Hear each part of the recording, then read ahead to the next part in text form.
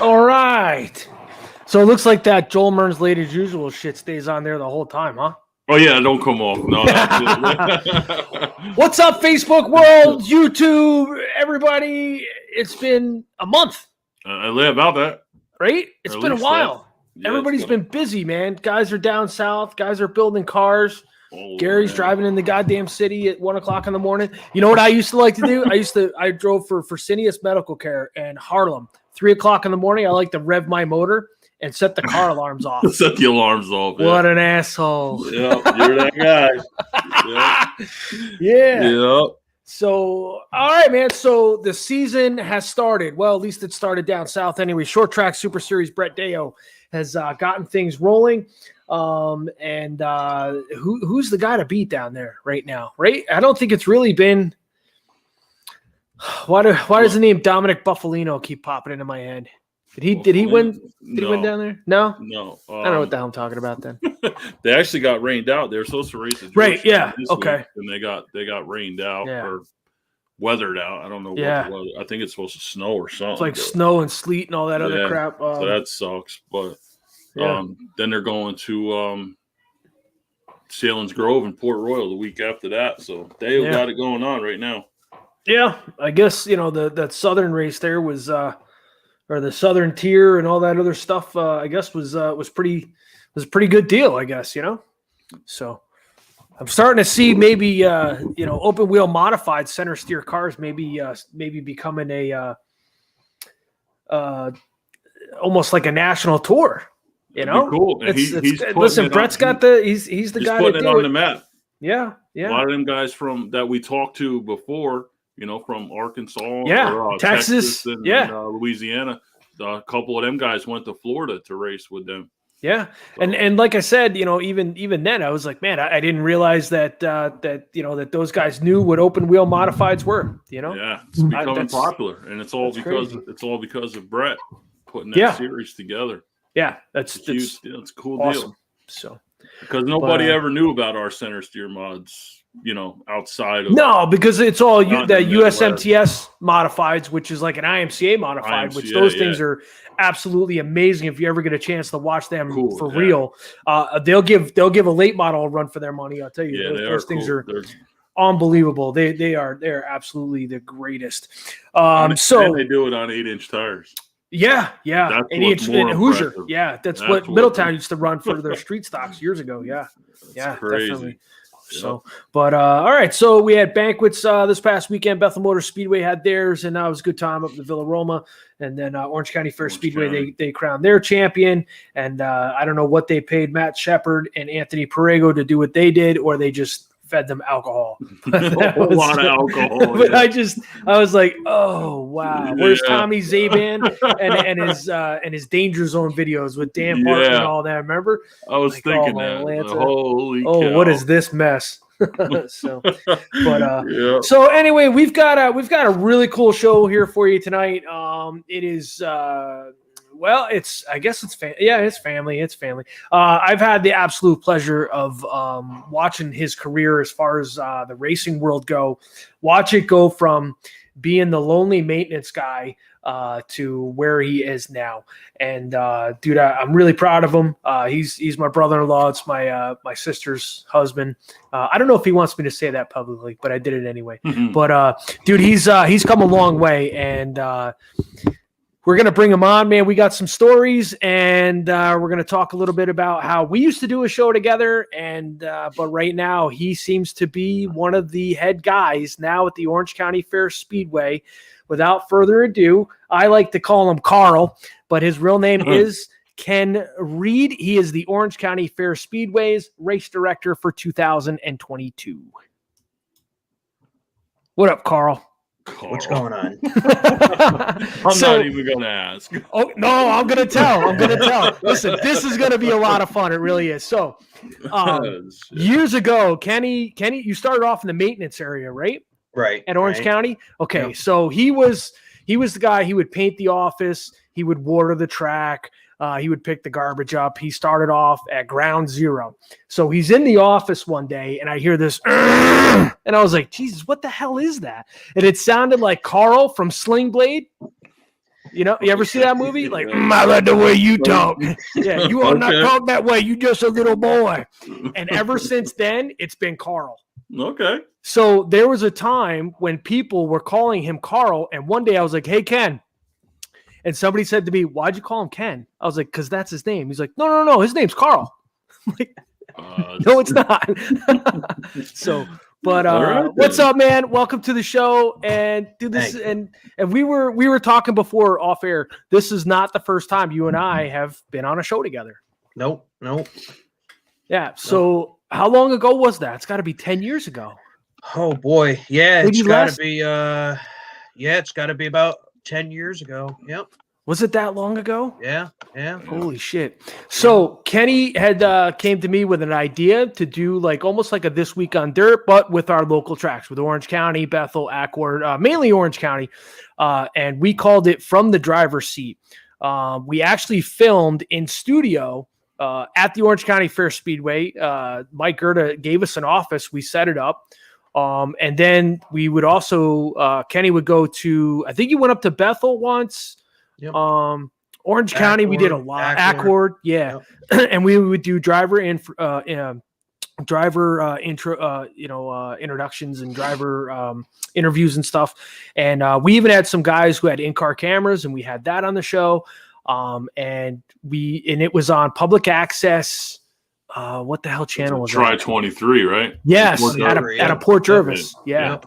And we were on for a full season. Yeah. And dude, it was a ton of fun. It was a lot of work, but it was we interviewed Steve we were just talking Steve Kinzer, Danny Lasowski, Sammy Swindells, who else? Who were some of the other big names that we had? That's cool. It's been a while. Yeah, it was, and then we would have. So you did it at track interviews? Yeah, and in studio. We did. Yeah, in studio. Yeah, we had in studio. I believe we had. I think it was Tyler McKee at the time, right? Tyler McKee came in. I want to say Jerry Higbee. Yeah, Higbee came on. I think Jeff Hetzler one time. We had or Little Jeff. Maybe it was Little Jeff. I don't think we had Hetzler. We had a lot of people though. Yeah, I want to say that some of those shows are still on YouTube, and it was called From the Driver's Seat. They're a little tough to find, but once you find them, dude, it was cool, man. It was a lot of fun. I think we just, like I was saying before, not so much that we lost interest. I think I started having kids. Yeah, it was a time issue, and it Joel just had killed kids. Me. I had to work. It was Yeah. And that's the thing too, doing that meeting here in Port Jervis or this doing like we're doing. You're sitting home, I'm sitting home. Yeah, and we even wanted to do, because I think YouTube had just started. It was nothing. It was like starting to pick up, and we were even talking about maybe just like we'll film something real quick. Kenny will edit it and we'll slap it on YouTube. But nothing ever came of it because it just became so much work. Right. Because I would meet. I think we'd met at your house, and then we would drive to Port Jervis. Right. Every week. Right. Yeah. Yeah, that gets to be a lot. Yeah. So let's get back to your career at the Orange County Fair Speedway. Of course, your wife, my sister, she is the office manager. What's her actual job title? She's a pain in the ass. What she is. Yeah. That's. So she's. Would it be safe to say that she's Mike Gerda's right hand man? At times, she always has been. Yeah. Okay. Yeah, I would say that's probably accurate. So you started off in the maintenance area when? I started in maintenance there about maybe 20 years ago. Okay. Maybe 20 years ago. Yeah. 2001, I think, right? I came home. Yeah. Because I came home from the military in 1999. I don't think you were there yet. I'm not sure. But so you go from the maintenance. Also, Kenny is one of the guys who also flipped over a water truck. And look at his face getting red, dumbass. Bro, lucky son of a bitch, man. The thing didn't kill him. Wow. It was a good one. So you go from maintenance. Then I started racing, and there's quite a few, like quite a few Victory Lane pictures of Kenny in Victory Lane with me and stuff. And I was there for most of them. How Kenny and I met was I had just left Eddie Walters' shop, and I was kind of working on my own. I worked outside on a trailer and my tools, everything. And I had no welder. So every week my front bumper was falling off every week. So Kenny would bring, and he would bring a welder over. We're not going to say where it was from, but he would bring a welder over and I would weld my bumper back on. And then that's kind of how it started with, yeah. So then, 2009, I had surgery on my leg and I decided to not park the car, but become a car owner. And I let Kenny drive my car. And we had a lot of fun that year. I think, what was your best finish? A second, right? You had a second? I had a second. Yep. Yep. Yeah. And 100 lap enduro. Yep. Yeah. And then, so I go over and I look inside the car and the temperature's at like 280. And I said to Kenny, I was like, or no, it was, it was like, oh yeah. And I was, I said, Kenny, I said, how long has it been like that? How long? Since like the second lap. He says about 60 to go, it started getting above 240, and I figured I'm running good. And I was like, it's done, dude. I was like, this thing is junk. So then you went and you got hooked up with Tony. You put in a 305, I think, right? Yeah. And then you finished out the year in my car. I don't remember. Did you wind up with Rookie of the Year? No, I missed it by a few points to Steve Kammer. Okay. Yeah. And Steve wound up becoming track champ a few years later. Yeah. Yeah. Okay. And then you went and you purchased the street stock from Emerson Cargain. No. I got one from it was Pedro Soto. Yes. Yep. Yes. That's right. Yeah. Yep. So then you started with that, and then how many seasons did you run that car? I had that one 2 or 3 years. Yeah. And how many years did you race? I think right, because 4. I think 4 altogether. Because after that, you got a car from Emerson Cargain. I did. And you only ran that a few times, right?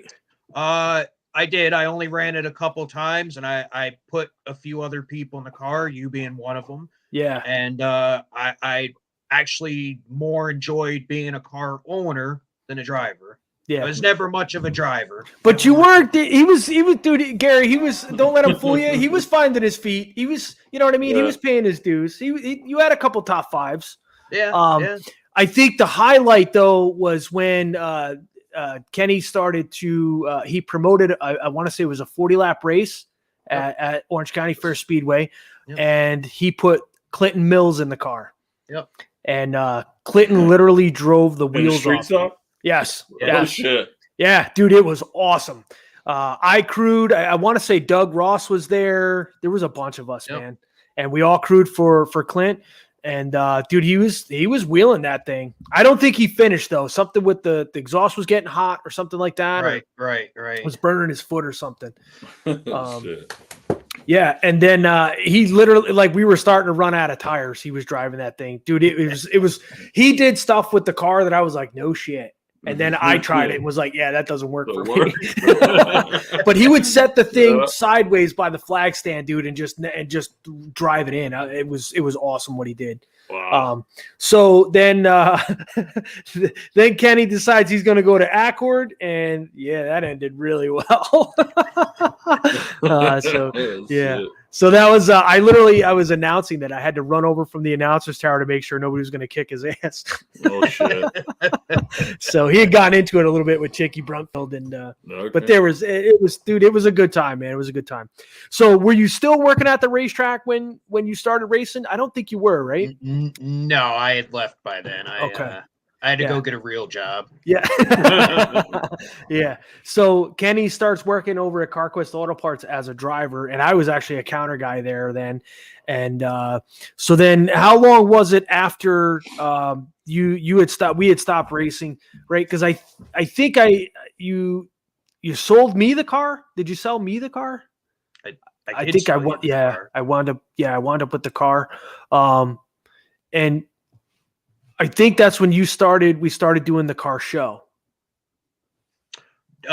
We started doing a car show in 2011, I think. Okay. So, yeah. Yeah, it's been going on that long.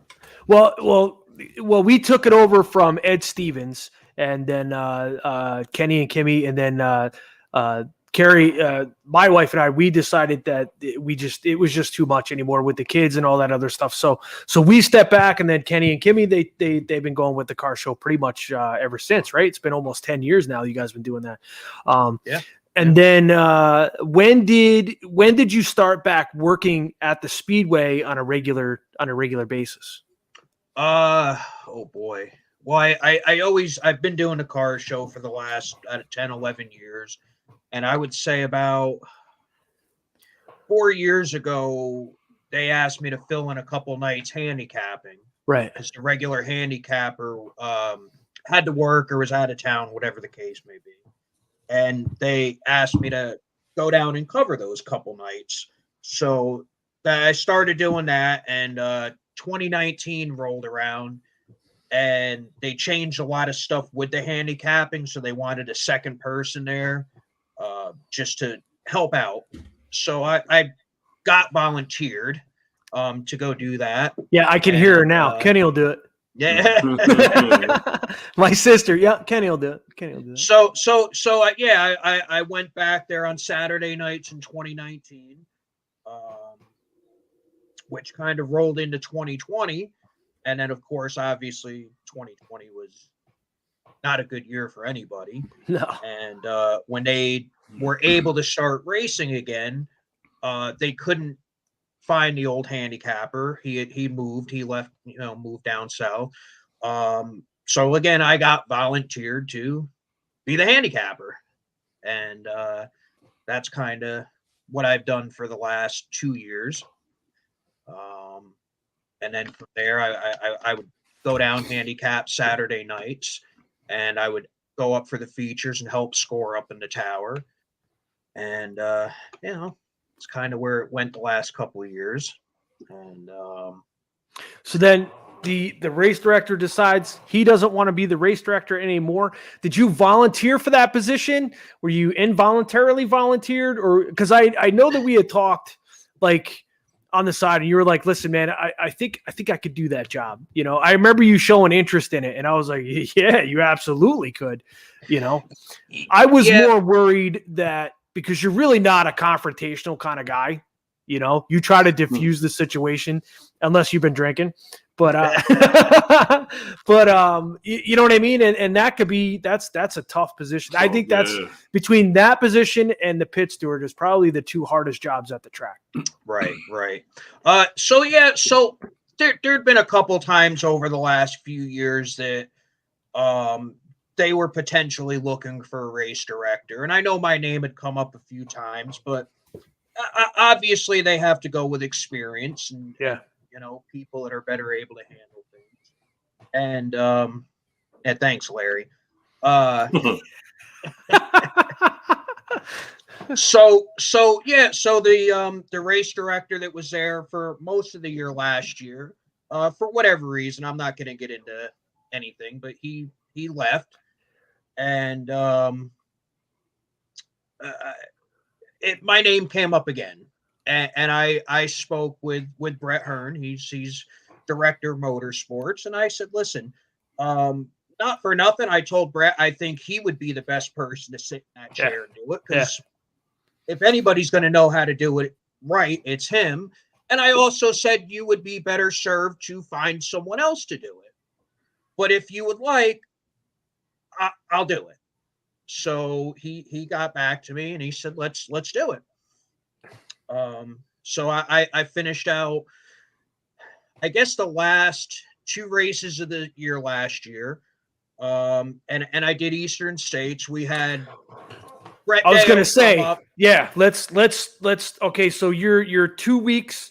I want to say you're in the booth for 2 weeks and then Eastern States, right? Right. So I was nervous for you. Because because you're on a big stage there. Even though, there's 3,000 people in the stands, you still got another 10,000 people watching, and then you got another 15,000 people who are hearing, and then you got and it doesn't go away. It becomes, it's not the Eastern States 200, it's not the Eastern States 199, it's the Eastern States 200. Right. Hey, remember that time Andy Bicchetti kicked your ass in the backstretch? You know what I mean? It doesn't go away.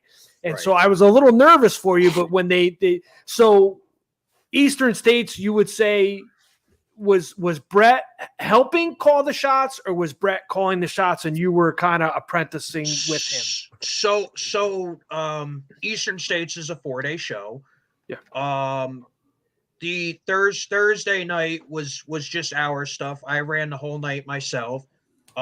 Friday was the Short Track Super Series event, which Brett Deo did his part. I did our part. I believe Saturday was all OCFS, so I did that whole event. And then Sunday I did everything up until the 200. And we all sat down before and kind of agreed that we'd be better served to have Brett Deo control the 200. Right. So he controlled the on track. I worked with him. I controlled a lot of the officials, the tow trucks, that kind of stuff. And it worked out very well. I didn't really want to do the 200. It was better to have him do it anyway. Right. So because it becomes, now with this year, you are coming back as the race director, right? That's correct. Okay. Now, so is there plans for you to have complete control of the ship come Eastern States, or are they going to bring in somebody like a consultant again, or? We'll probably cross that bridge when we get to it. Yeah, it hasn't really come up. So I mean, not for nothing. I mean, not just because you're my brother-in-law, but dude, you did a hell of a job. I mean, you really did. That is the toughest weekend. You could F things up the entire year, and nobody's really gonna bitch. But if you F up Eastern States, it doesn't go away. You get incidents where Stuart Friesen's sitting on his roof, or where your dipshit brother-in-law's throwing front bumpers on the front stretch, and what I mean. So, it went over pretty good, though. Yeah, that's what I'm saying. I thought it was a really good show. It moved along. Absolutely. Right. Yeah. So my biggest thing going in, they were having some trouble with getting the show moving along on regular Saturday nights, and I come from a management position in my normal job. So I'm kind of another one. Started off as a driver at CarQuest, and now what? You run a store down in Monroe, right? Down in Monroe, yeah. Yeah, Advanced Auto Parts. Correct. Shameless plug. Yeah, you're welcome. Yeah. So the point I'm trying to make is he's not stupid, guys. He's not a stupid guy. But yeah, my whole thing was just I wanted to run a safe, efficient, timely show. That's it. Just like when we're doing the motorsports show, I want things to run off.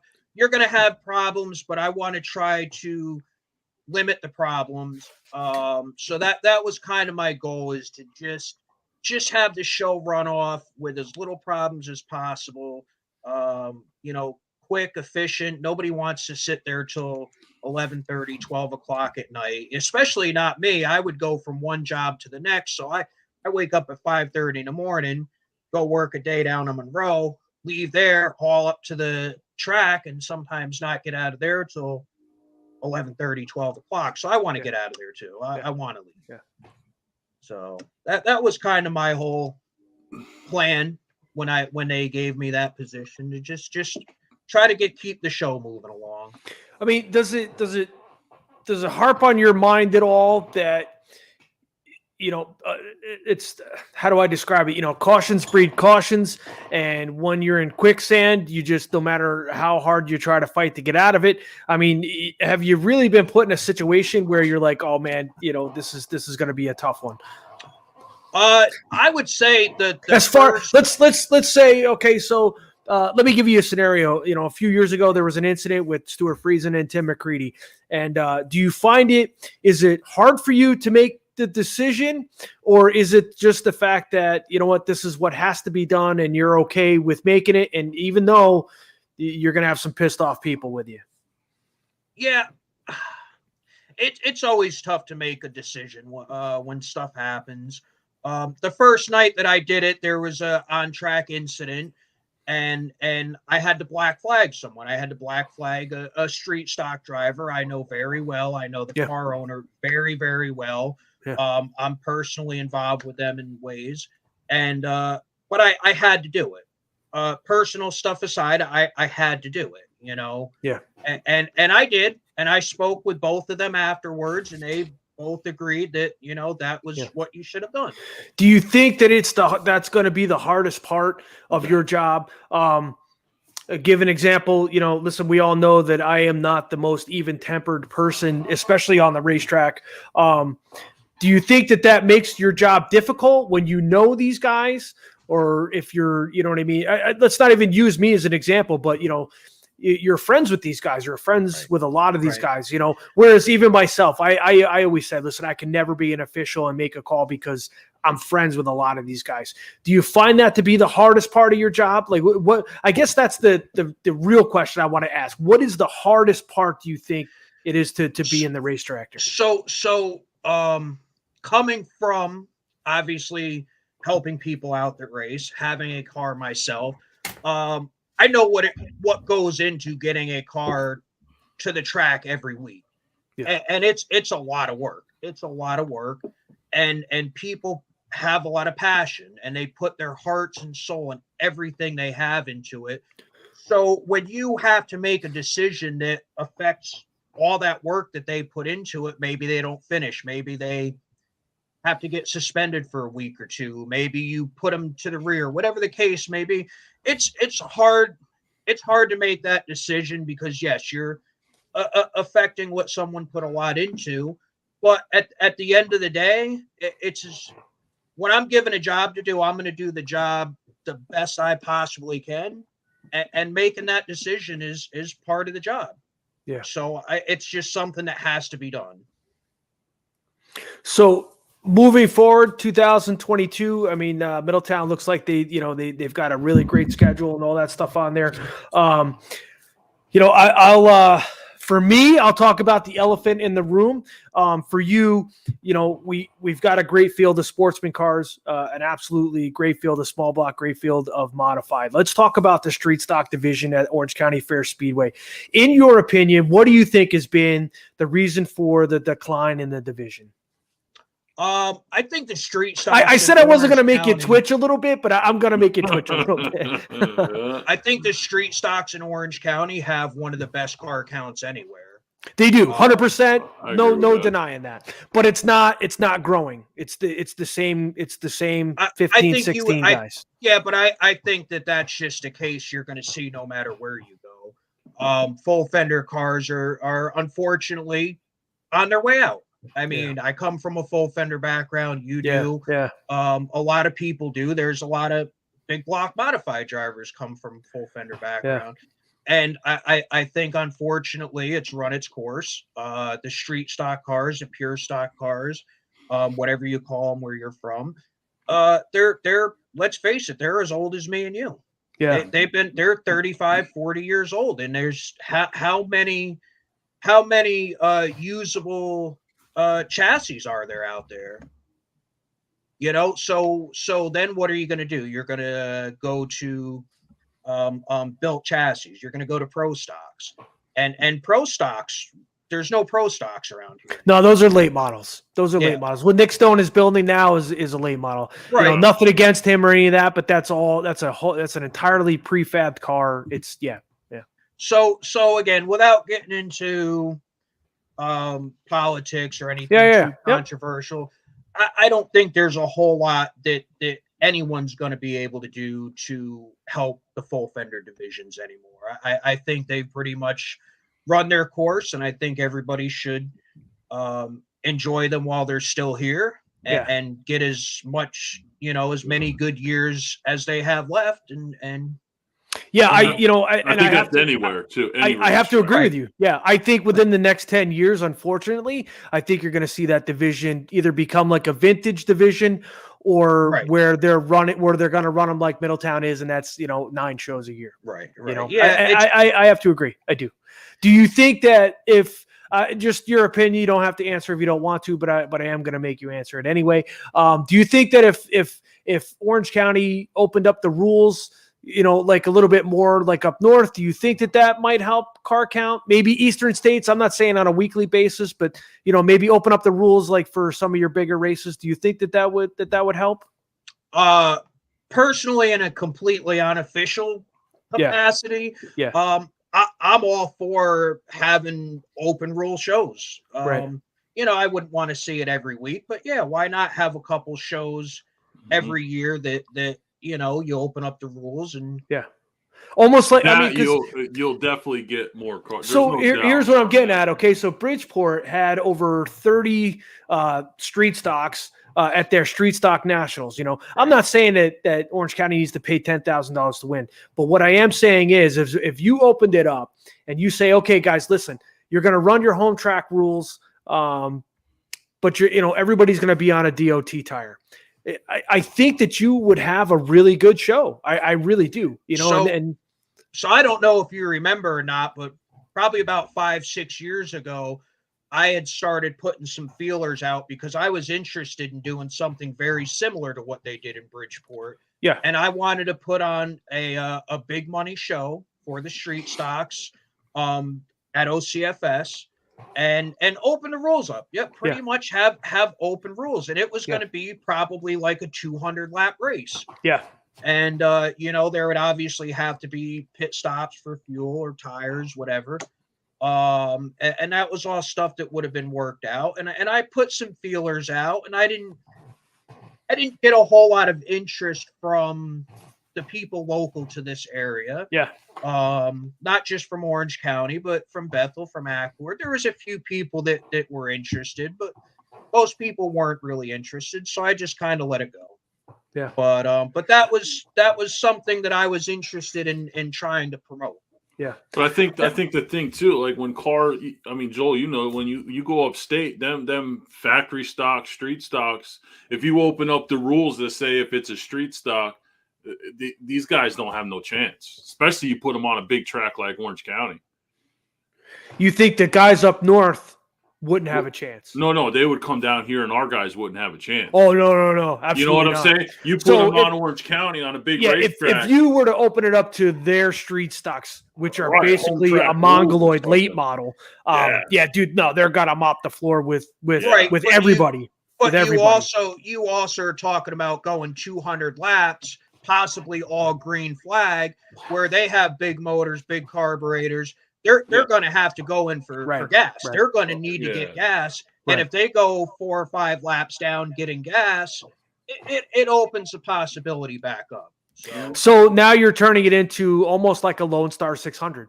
Yeah. Potentially, but not an enduro type of thing. No. You know what I mean? Race. Yeah. So I would almost like to see that. I really would. A lot of these Middletown to them would be like Syracuse to some of the other guys because of the tracks that they run are so small. I don't know. Maybe it's something in the future.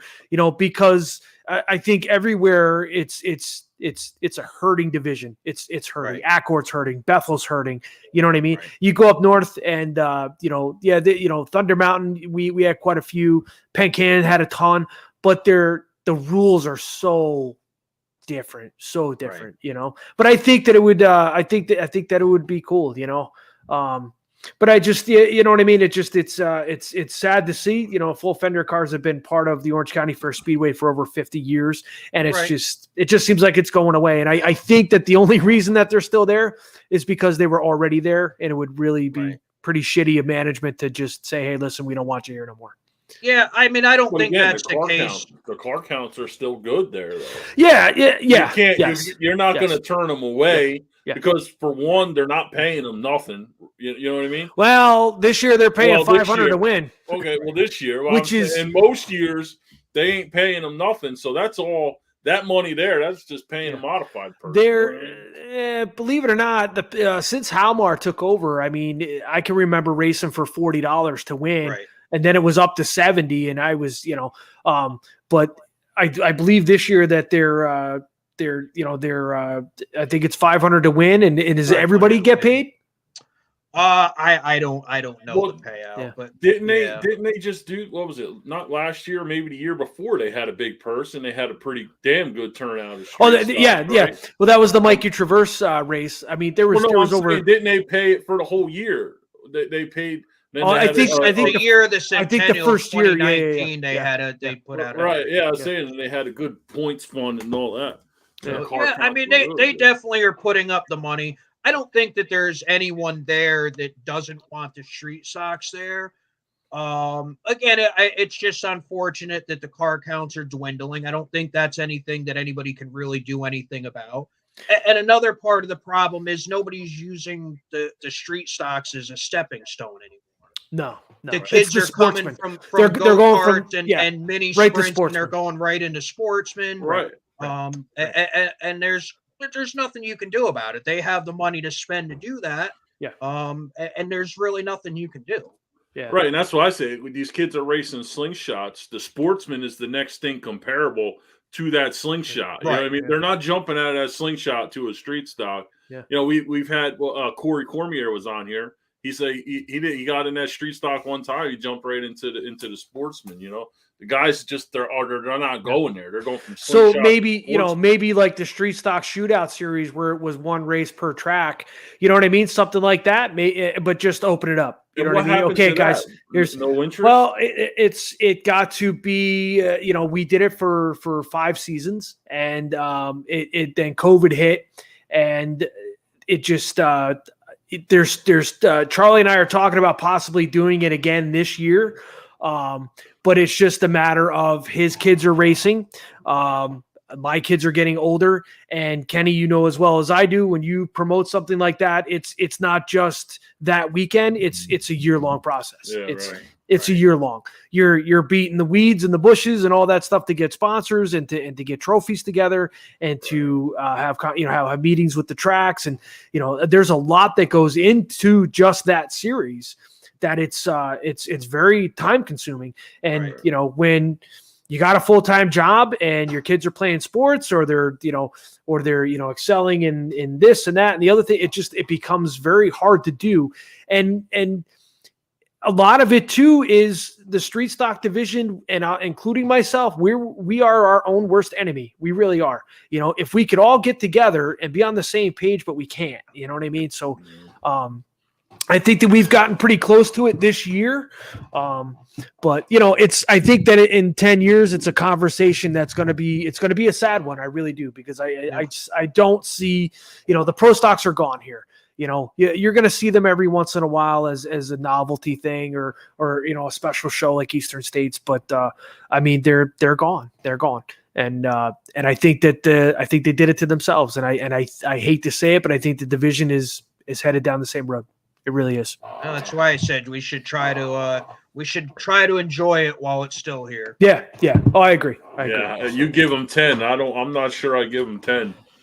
Yeah, it's Jay Smalley had to actually call Gary Palmer to have the division put back on the Gobbler, and we were all like, "Dude, what the hell?" You know what I mean? Because that was one of our bigger races. But if you so you get a guy like Nate Stevens, but he's only getting 5-6 cars up there. That's for the Gobbler though. I think we pulled in over 20 cars, over 20, 25 cars. No, it was definitely a good so call. Then you bring in a guy like Nate Stevens, and here you go. You know what I mean? Now you got a division where you run whatever the hell you want. Do you think that possibly in the future, Middletown might be interested in something like that? As far as what he runs it's the Unruly Race. It's an open racing series challenge, and it's pretty much run whatever you want. He doesn't care. He does not care. It could be modified, whatever. You got to be on a DOT tire. I think that any track anywhere would be remiss to not at least be interested in any series that would potentially bring you 25, 30 cars that are all paying back gate, some fans in the stands, whatever the case may be. Mm-hmm. I think that any track, right? I think that any track would be interested in that. Yeah.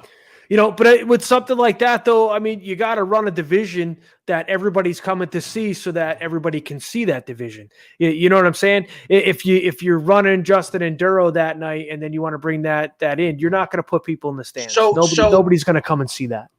Going back to the 40-lap street stock race that I promoted, we knew that we wouldn't get people in the stands to see street stocks. So we put sportsmen on. And we put a sportsman race on that night. I think it was a Thursday night during the fair, if I recall. And it got some people in the stands. It got more people in the pits. So it made worth having. Mm-hmm.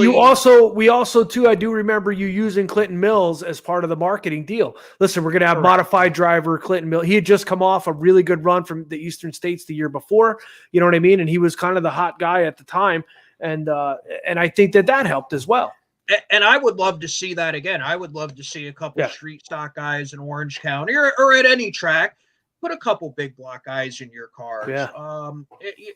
Maybe get a little more interest for the street stock division. That's who won the that race down in Bridgeport. Yeah, Jimmy Blewett. Jimmy Blewett.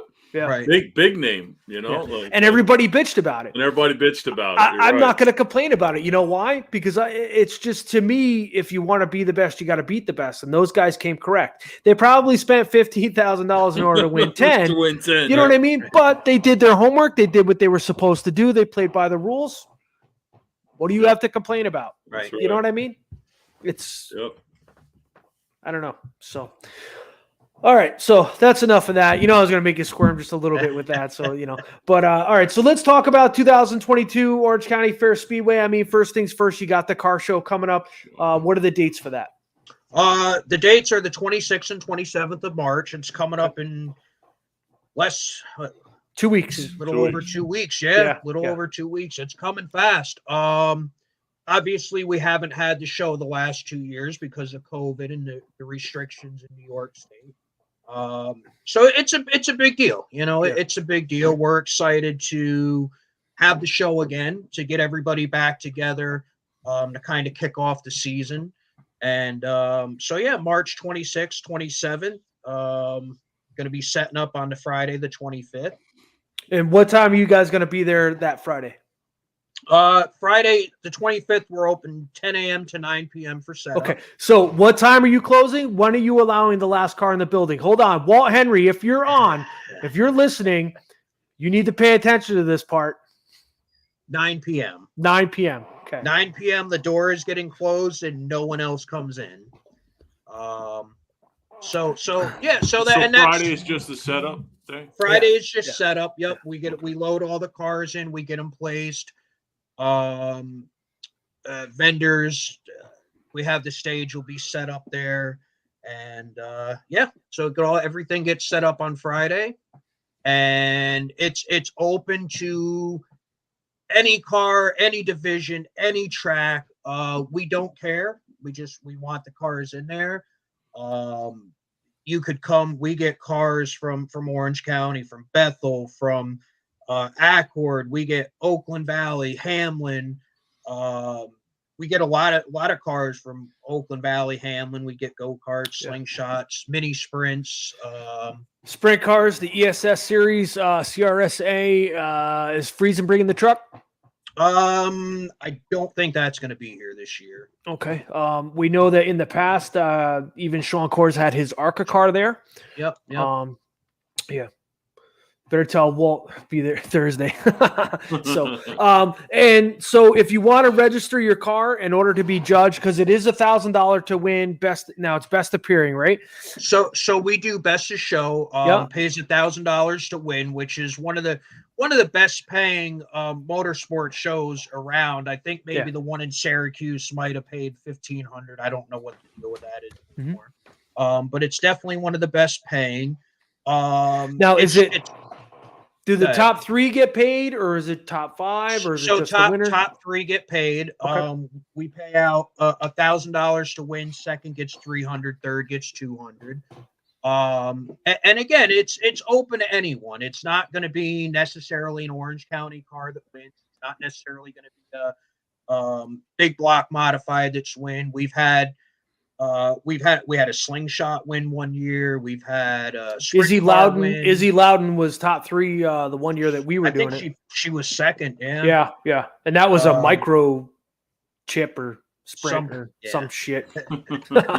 So so again, it's anybody could walk out of there with a little bit of money. Now, are you also doing the like division awards, like full fender, open wheel? So we have 5 or 6 different divisions. The big block, small block division, sportsman, sprints, full fender, small cars, which are slingshots, go-karts, that type of thing.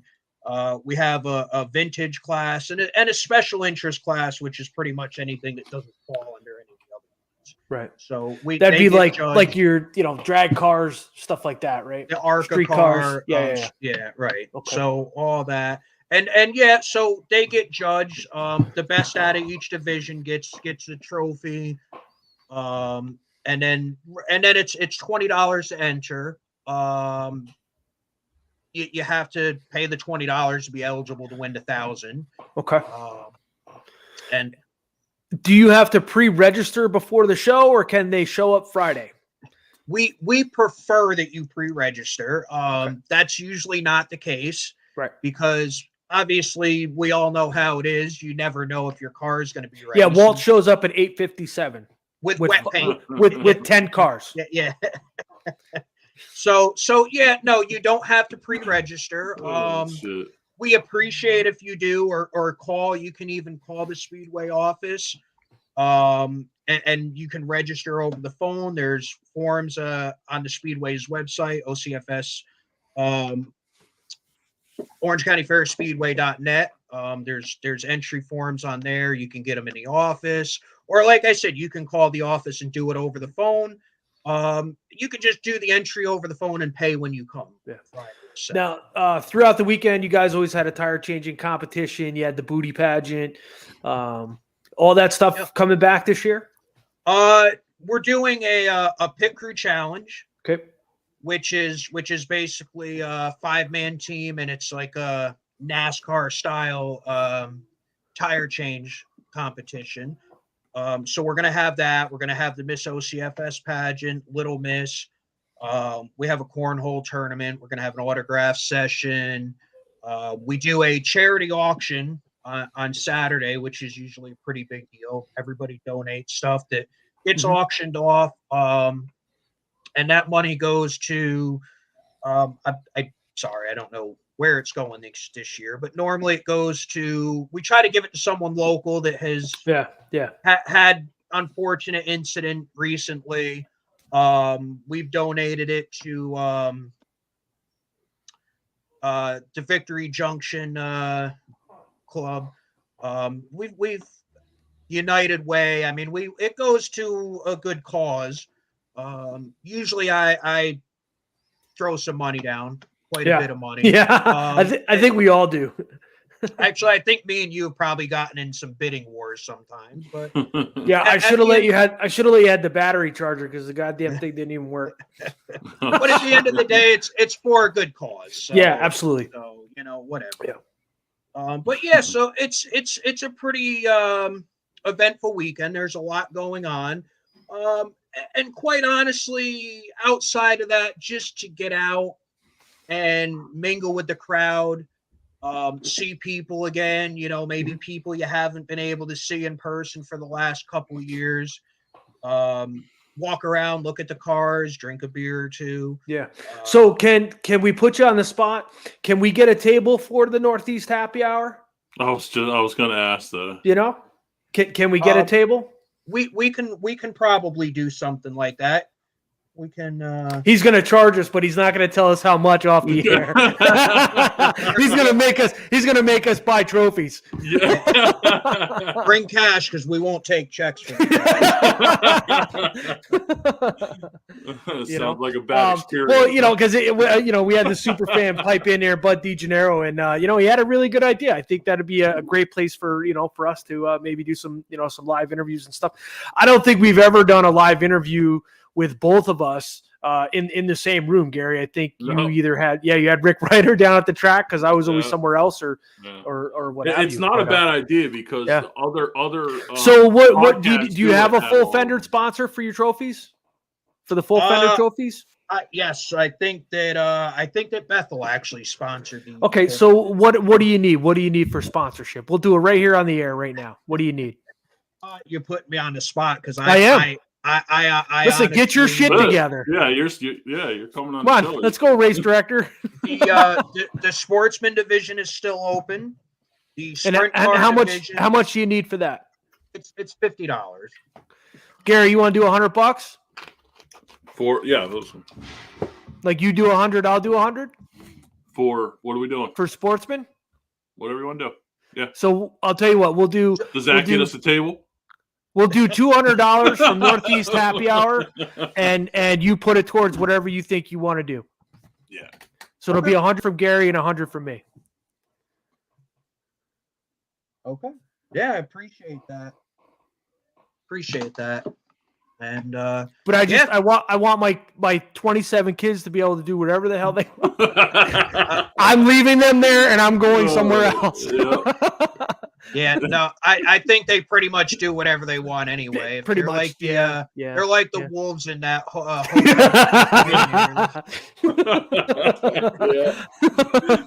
Oh, Christ! Sometimes I hate being related to you, man. It's funny. But awesome. So so then that's going on, and then usually what time Sunday does does it cost anybody anything to get in? Yeah. So again, to enter a car is $20. You get 2 weekend passes with that. You can buy a weekend pass at the door for $20, or you could do $12 daily, so $12 Saturday. Okay. And so Sunday we usually try to do the award ceremony. We give out special awards. We announce all the division winners, and then we announce the top 3 best of show. Yeah. We usually try to do that by about 3:00, and shortly thereafter. Yeah, I mean, once that award ceremony starts, people want out. People want to get out. Everybody's already, and then the ones that are pissed off are already waiting at the door. Yeah. So right. But right. So and then as far as so the car show is coming up here in a couple of weeks, March 26th, 27th, and then as far as the 2022 season for Orange County, I mean, what's some of the big shows that they have on tap here? You got that written down there?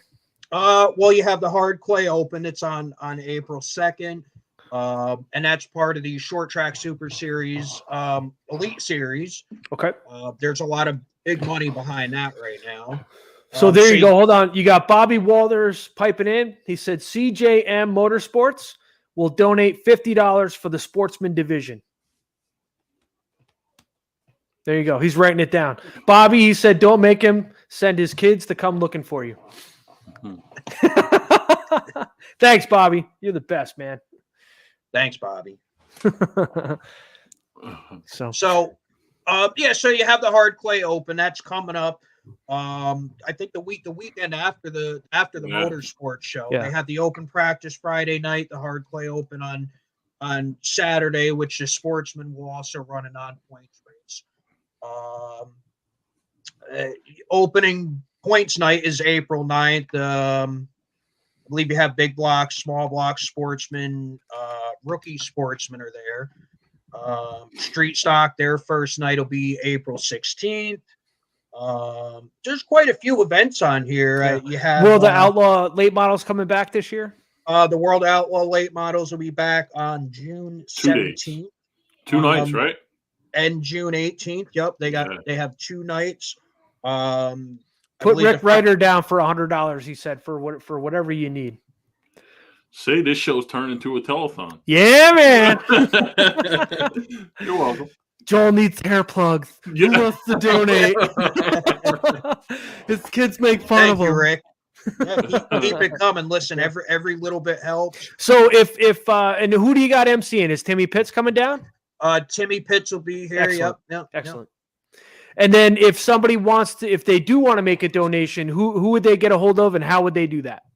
As far as for like the charity auction, you can well, the charity auction, we know that gets taken care of, usually Saturday and Sunday, with a lot of word of mouth, and I'm sure Timmy's going to announce it. Yeah. I'm saying as far as, sponsoring trophies and, sponsoring the weekend and all that stuff. So anybody that's interested in, we have obviously multiple sponsorship opportunities available. Mm-hmm. We can tailor fit just about anything to any budget. Yeah. You can reach out to me. I'm on Facebook. Ken Reed, OCFS Motorsports Show is on Facebook. Call the Speedway office, 845-342-2573. Should we give Kimmy's personal sellout? I'm opting out of that. I'm not doing it. Listen, it was only a matter of time before I got him going. So yeah, anybody that wants to sponsor anything, just reach out. Rob sedated jazz hands. This is Kenny. Kenny starts getting animated. Let me tell you what's going on. Thanks, Sean. You're welcome. Where do you? Moving forward, you're in the race director's position. Is this something that you want to do for a while, or are you just kind of playing it by ear? Where do you think that this is gonna? Where are you hoping that it leads, or is this what you wanted to do? Quite honestly, I didn't think I'd still be in this position now. Yeah. And that was kind of the thing. Jumping into it at the end of the year, I said, "Hey, listen, if it doesn't work out, they just won't bring me back next year. Everybody will save face, and we could just say I just filled in temporarily." Yeah. And but no, it's something that I did kind of enjoy doing. It was a new challenge for me. Yeah. And I would like to kind of see how it goes for a full season. Yeah. Now I don't have. Now I can't say, "Hey, I'm only there temporarily. It's only 2 weeks. I'm only filling in." Yeah. Now it's on me. Now, Yeah. So I'm interested to see how it plays out. Is it a lot harder position than you thought it would be? Emotionally, yeah, probably. I've seen a few things happen. There's been a few things I'm not going to get into, but I've definitely dwelled on it a little bit and wondered, like, if maybe I should have done something different. Maybe I should have made a certain call, or maybe I missed something that I should have saw. So it's definitely something that I still dwell on even today. We haven't raced in 6 months. I still think about, and I still second guess myself, but that's that's human nature. You know what I mean? It's exactly. You're going to second guess yourself no matter what. And just extremely proud of you, man. From where you started, over 20 years ago to where you are now, man. I'm proud to call you my brother-in-law, and I think you're doing a great job. And one of these days, I'll get to Orange County and I'll race there with you being the race director, and I'm gonna make you throw me off the track. 100%. I'm gonna make you do it. Yeah, they won't even throw the green; they'll be throwing a black.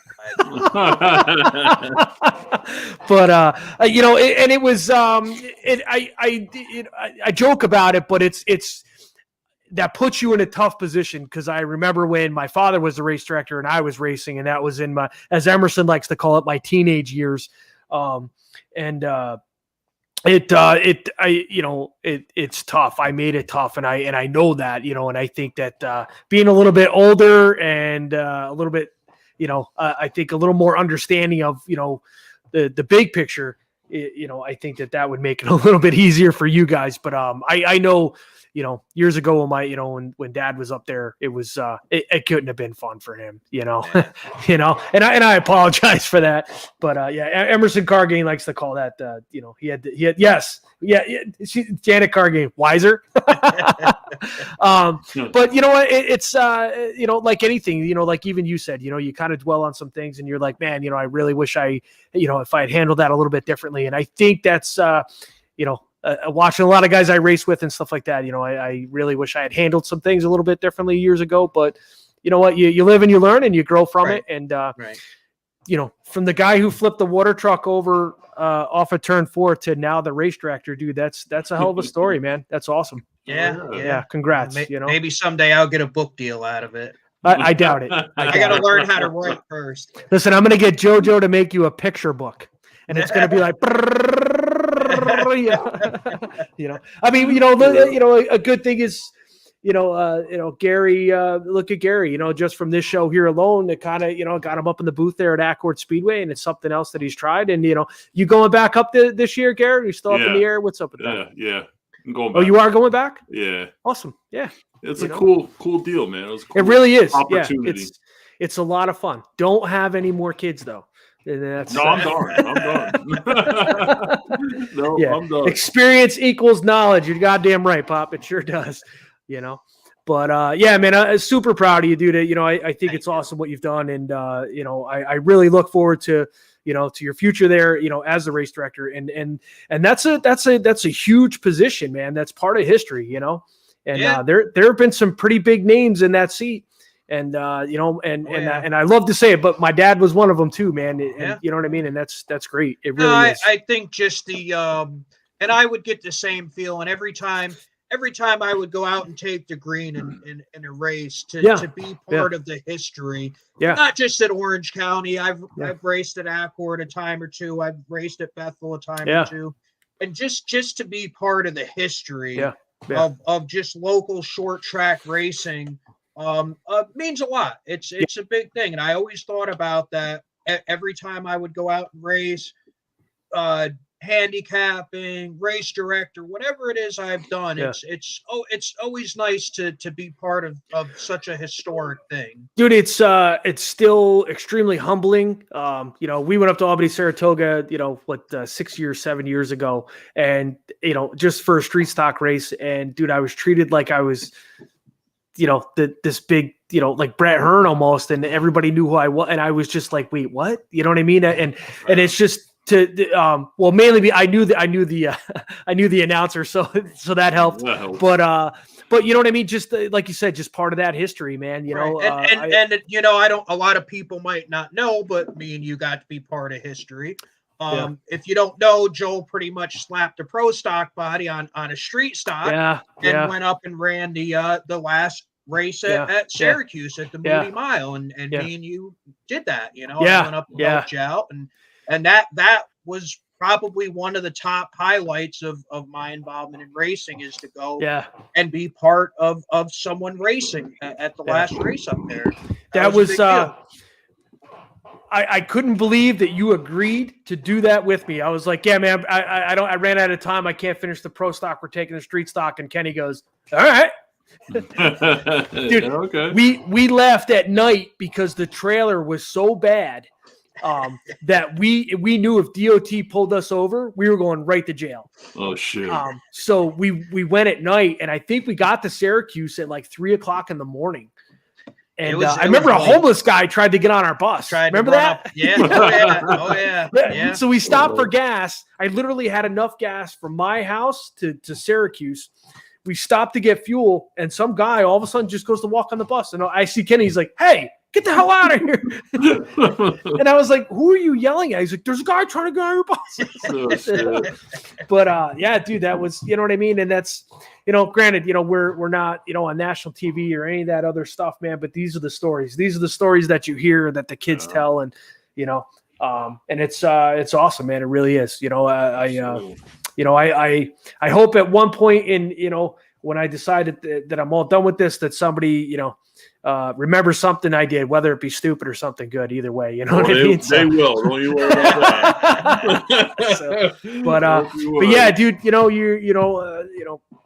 we'll see you in a couple of weeks. And dude, is absolutely, like I said, man, I'm really proud of you, especially where you came from. A guy who, dude, this guy would hardly say 2 words to anybody. He was such a what do you call it, introvert, And I'm still the same way. Yeah. I just realized you're an asshole. That's I really want to talk to you. But yeah, man. So listen, lots of luck this year, and thank you. I think you guys will be fine. You've been to enough races. You know how this shit works. Yeah. So, absolutely. Yeah. Biggest thing is to be able to talk to the drivers, man. Respect. Yeah. there's some race directors that have a hard time with that. Listen, we kept this pretty light, but the main reason for me to have you on here so everybody can see who it is that they have to go kick the shit out of at the end of the night. Surprise. He's usually the one with the purple Hoosier backpack running for the office because he's got to go to the bathroom. Listen, man, my stomach's bubbling real bad, and he's hand sanitizing 27 times. Yeah, it's really going to be bubbling now this year. Yeah. So look at that, man. They're starting to pipe in. Good show, Carl. So, all right, man. Is anything else you gotta throw out there? You want to throw out there? We're pretty good. Just like I said, we're excited to have the motorsports show again after 2 years of not having it due to now. COVID. Is it? Why not just paint a bullseye on his back? Yeah, I can. Any COVID restrictions? Anything like that? Anything anybody should know? No. I mean, obviously, just be self-aware. If you're sick, stay home. Yeah. You should do that no matter what. I'm quite a germaphobe, even well before. So don't come around me if you're sick. But no, I mean, New York State's pretty much dropped all their mandates, and we're a full go. And we're looking forward to getting everybody together again and having a good time and having a good weekend and fun setting. We just want everybody to come out. Yeah. All right, man. So Carl Slingblade Reed, Mr. Kenny Reed, thank you so much for being on here with us, man. Thank you, guys. No worries. So, we were looking for somebody because we hadn't been on in a while, and you know how it goes. You're out of people's minds there for a while, and they forget that you're still around. And dude, I can't thank you enough for coming on here, and I hope I didn't make you squirm too much. No, we're okay. You're actually listen, it really wasn't as bad as I thought it was going to be. No, it was worse than I thought. Yeah, man. So, all right, brother, man. I'll talk to you soon. Thanks, Kenny. Man, thank you. Right. But all right. So Ken Reed, Orange County Fair Speedway. He is the 2022 race director, and that actually went a lot better than I thought it would. I thought he was going to be a one-word answer kind of guy, but that's good, man. That's good. Well, he needs to get that out of his system. Being a race director, you're going to have to be talking to a whole hell of a lot of people. Dude, I'm telling you, he really did. He did a great job. He really did, and he would be the first one to say, when he was working on my crew and stuff, and we were running Orange County, and I was like, man, I can't believe I got in trouble for that. And he would be the first one to say, nah, man, listen, you were wrong. You shouldn't have done that. And that's good. That's what you need. You need somebody who's what's the word? Not biased. You know what I mean? So but so all right, so who's bringing the banner? One of us gonna bring up. I got four tacks holding mine. It don't matter. I can bring mine. All right, so there you have it. We will be at the Orange County Fair Speedway. Maybe we'll do a show. We'll do a live show maybe Saturday night or something. So I'm sure there'll be a shit ton of drivers there wandering around. So you can we'll just we'll definitely do a bunch of interviews. We'll set up a little booth, and I think that'd be pretty cool. Yeah. Yep, absolutely. So, all right, folks, that's gonna do it for me. I'm tired. I don't want to talk anymore. Gary's got to get up. You got to get up early tomorrow? No, tomorrow's regular time. Today I got up early. What's regular time for you? What's that? What's regular time regular for time? you? 5:30. Oh, Christ, man. I leave my house at 5:30. So you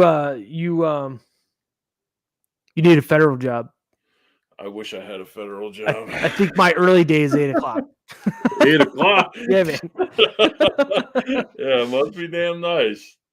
Shit. So, I get up early, then I got to deal with the knuckleheads in New York City. Oh, my Atlanta, dude, better you than me. Yeah, no, I couldn't do it. You have to show your vax card while you're down there? No more. I didn't have one, so I would never be able to stop, but they lifted that on Monday. So nice. Awesome.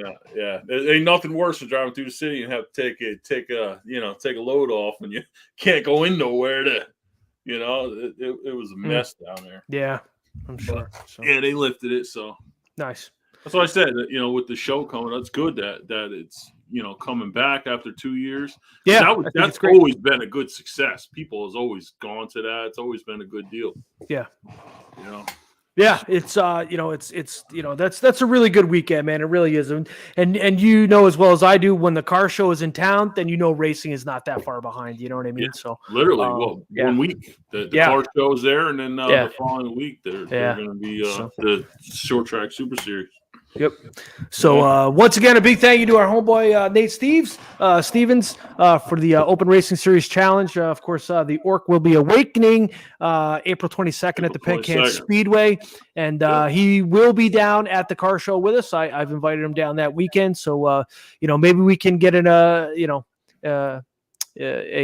Open Racing Series challenge race down the Orange County Fair Speedway. I think that would be pretty cool, That's what I said. I think that would be good deal. Yeah, man, so, but, all right, folks, that's going to do it for me tonight. I'm all done.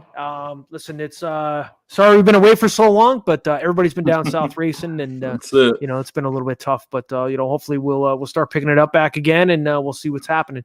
And so remember, if you're on social media and you're complaining about the racetrack, you're part of the problem. Get out and support your local racetracks, and that's going to do it for me. All right. Good night.